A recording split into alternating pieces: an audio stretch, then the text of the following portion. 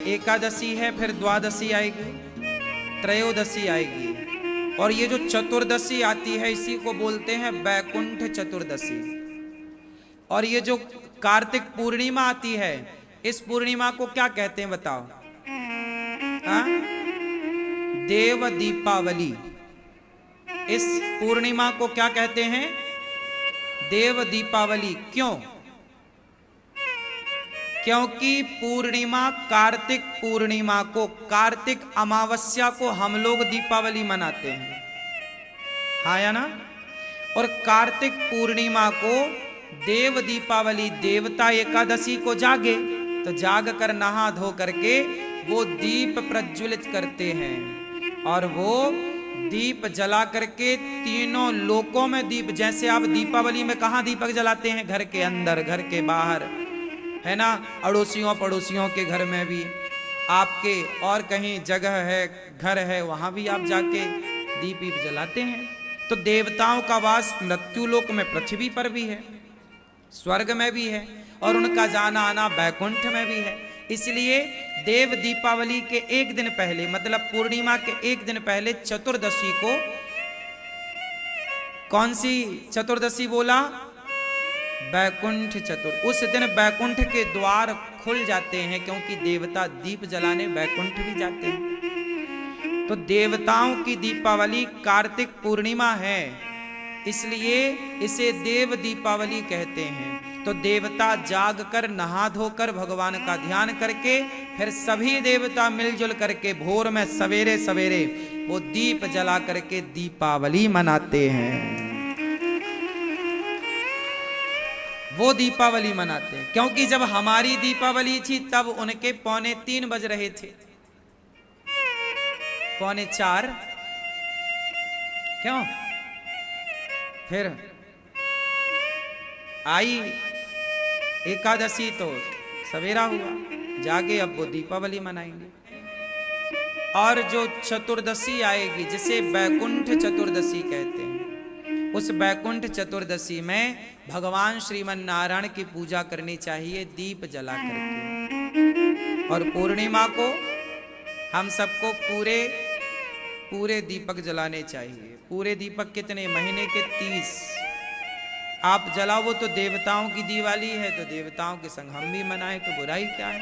कुछ दीपक जला लो, 5, 10, 11 जलाओ और उत्सव मनाओ। तो ये कार्तिक माह, मैंने आपको एक दिन पहले बताया, कुछ दिन पहले बताया, कि कोई आपसे सवाल करे कि सनातन धर्म में वो कौन सा महीना है जिस माह में सबसे ज्यादा त्योहार होते हैं? तो कार्तिक ही वो माह है जिसमें सबसे ज्यादा सनातन धर्म के एक साथ त्योहार आते हैं। धनतेरस कार्तिक में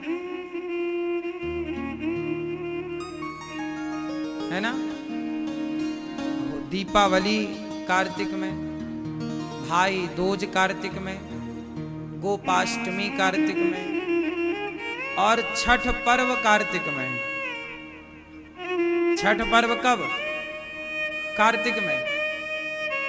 अक्षय नवमी कार्तिक में, देव उठनी एकादशी कार्तिक में, बैकुंठ चतुर्दशी कार्तिक में, और देव दीपावली कार्तिक में। ये इतने सारे पर्व हैं कार्तिक के।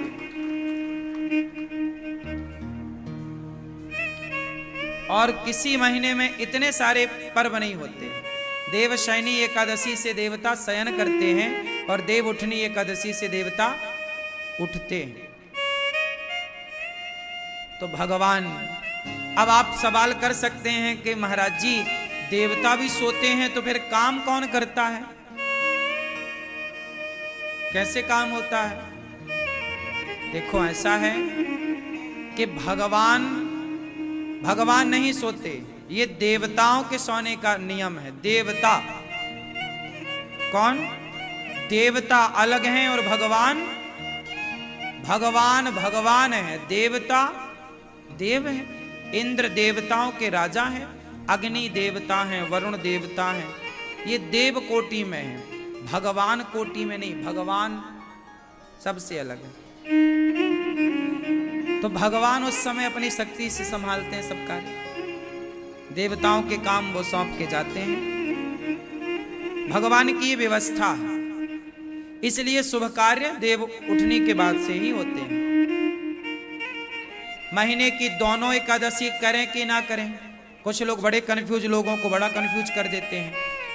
सारी एकादशी करनी चाहिए, और एकादशी का उद्यापन आपका मन है तो करो, पर मेरी नजरिए से देखो, मैं कहता हूं अच्छे कामों का उद्यापन नहीं करना चाहिए। उद्यापन करना ही है तो झूठ का उद्यापन कर दो, क्रोध का उद्यापन करो, अभिमान का उद्यापन करो, अपने भीतर की बुराइयों का उद्यापन। उद्यापन मीन्स छोड़ना, छोड़ना ही है तो बुराइयों को छोड़िए, बुराई का उद्यापन करिए, अच्छाई का, एकादशी का उद्यापन। तो एकादशी करते करते जीवन पूरा हो, एकादशी करते करते जीवन पूरा हो। क्यों छोड़े, अच्छे काम क्यों छोड़ना है? उद्यापन करो झूठ का। चलो जी आज झूठ का उद्यापन करते हैं, बुलाओ कन्याओं को, बुलाओ ब्राह्मणों को, बुलाओ समाज को, सबको भोजन कराओ। लोग पूछें भैया आज काहे भोजन करा रहे हो? भैया आज से हम झूठ छोड़ेंगे, आज से झूठ का हम उद्यापन कर रहे हैं, खाओ पियो आज से। और झूठ का उद्यापन कोई नहीं करता, छल कपट का उद्यापन कोई नहीं करता, बस ले देख के एकादशी का महाराज जी उद्यापन करना। अच्छे काम क्यों छोड़ने? एकादशी तो अच्छी है, आपको पाप से बचा रही है। आपको भी एकादशी के दिन ठूसना तो रोटी ही है। क्यों खाना है रोटी, क्यों खाना है अन्न? एक दिन शरीर को अन्न के बिना फल पे रखो। शरीर है ना, अदल बदल के खाना चाहिए, कभी अन्न खाओ कभी फल खाओ, कभी अन्न खाओ कभी फल खाओ। इससे क्या होगा, शरीर को जो पोषक तत्व चाहिए वो मिलते रहेंगे। अब आप एक रोटी चावल ही खाओ, इसलिए तो आप बीमार हो। अदल बदल के नहीं खाते, खाना पीना भी अदल बदल के खाना चाहिए, एक सी दालें नहीं, एक सा भोजन नहीं करना चाहिए। इसलिए भगवान ने केले का गुण अलग बनाया, एप्पल का गुण अलग बनाया, सेब का फलाना पपीता का गुण अलग बनाया, कीवी का गुण अलग बनाया, अंगूर का गुण अलग बनाया, रोटी का अलग है, दालों का अलग है, चावल का अलग है, बादाम, ताकि हर पोषक तत्व एक में नहीं हो सकता था। तो ईश्वर ने डिवाइड कर दिया कि आप कभी बादाम खाओ, कभी चने खाओ, कभी अंकुरित अनाज खाओ, कभी दाल खाओ, कभी सब्जियां, कभी पालक की सब्जी खाओ तो कभी मेथी की, क्योंकि कुछ गुण पालक में है तो कुछ गुण मेथी में है। जो गुण पालक में है वो मेथी में नहीं है, और जो मेथी में है वो पालक। तो आपके शरीर को सब चीजें चाहिए, लेकिन आप तो बस एक के पीछे पड़ जाते हैं, एक ही खाना। चटनी कभी टमाटर की खाओ तो कभी मूंगफली की खा लो, तो कभी अमरूद की खा लो, तो कभी और चीजों की खा लो। तो अदल बदल की चीजें हो, एक सा नहीं खाना होना चाहिए, आहार एक सा नहीं।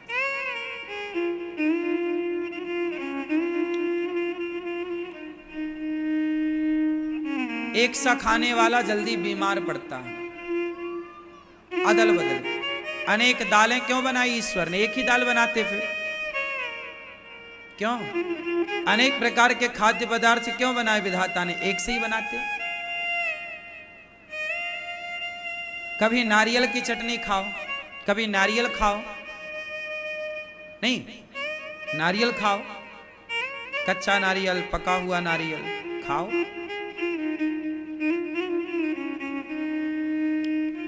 तो इस तरह से हमें त्योहारों को मनाना चाहिए। एकादशी के दिन जल्दी जाग कर स्नान करके पूजा करो, भगवान के कीर्तन करो बड़े प्रेम से, भगवान में ही वो दिन बीते।